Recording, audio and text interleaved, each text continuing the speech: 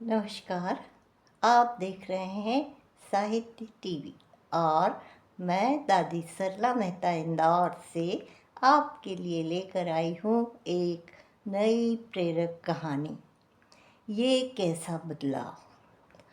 अमूमन ये देखा जाता है परिवारों में कि लगता है कि माँ को ही सारी जिम्मेदारियाँ उठाना पड़ती है और जो पिता है, पिता का काम तो सिर्फ पैसे कमाकर दे देना और अपनी जिम्मेदारियों से मुक्ति पा लेना। लेकिन ऐसा नहीं होता है।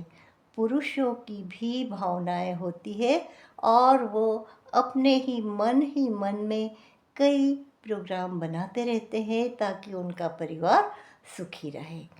तो इन्हीं भावनाओं को दर्शाते हुए मेरी कहानी है ये कैसा बदलाव। ये कैसा बदलाव।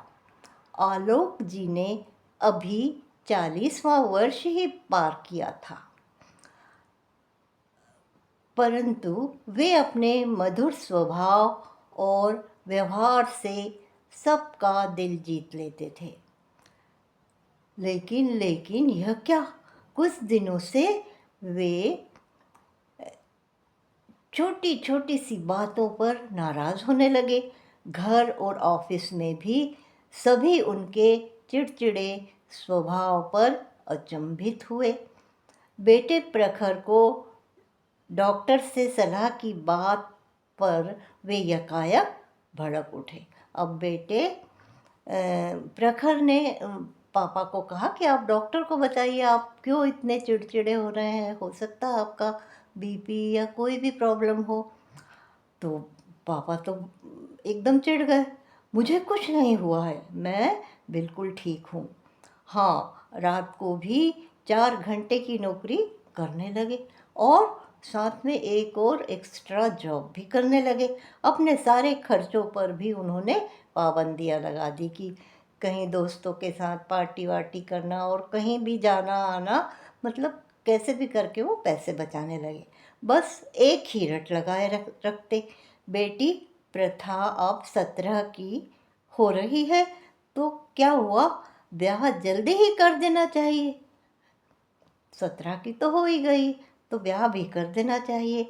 बड़ी उम्र होने पर कई बार अच्छे वर नहीं मिलते और वे बेटी की शादी के लिए रिश्ते खंगालने लगे। बेटे का कैरियर बनाने की भी चिंता से वे सदा परेशान रहने लगे कि जैसे तैसे जल्दी से अपनी सारी जिम्मेदारियां पूरी करूं। अब पत्नी बेचारी समझ नहीं पाती कि ऐसा आखिर क्या हुआ है इनके साथ। सारे मित्र रिश्तेदार सब परेशान कि आलोक बाबू कैसे हो गए, जो कितने हंसमुख और मजाकिया स्वभाव वाले थे। सारे मित्र रिश्तेदार सभी आकर हालचाल पूछने लगे। एक दिन आलोक की अनुपस्थिति में एक डॉक्टर का फ़ोन आता है। पत्नी पूछ बैठती है, क्या बात है। कुछ नानुकुर के पश्चात डॉक्टर बताते हैं कि आपके पति का कैंसर अभी दूसरे स्टेज पर है, ऑपरेशन सफल हो सकता है। पत्नी हैरान किंतु संतुलित हो पति से बात करती है।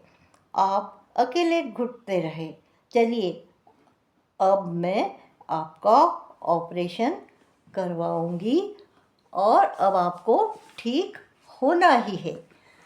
अब पत्नी समझ जाती है कि क्यों वो इतनी सारी जिल्लतें अपने कंधों पर लेकर जी रहे हैं और हमको बताया भी नहीं कि इनको कैंसर है और कैंसर का जब इलाज हो सकता है तो क्यों नहीं करवा।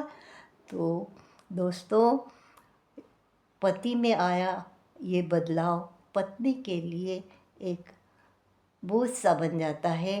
तो ये कैसा बदलाव, ये कहानी आपको कैसी लगी, सुनिएगा अवश्य एक बार। और अच्छी लगे तो ज़रूर इसको लाइक करिए, कमेंट करिए और शेयर भी करिए और हमारे साहित्य टीवी चैनल को सब्सक्राइब भी कर दीजिए। धन्यवाद।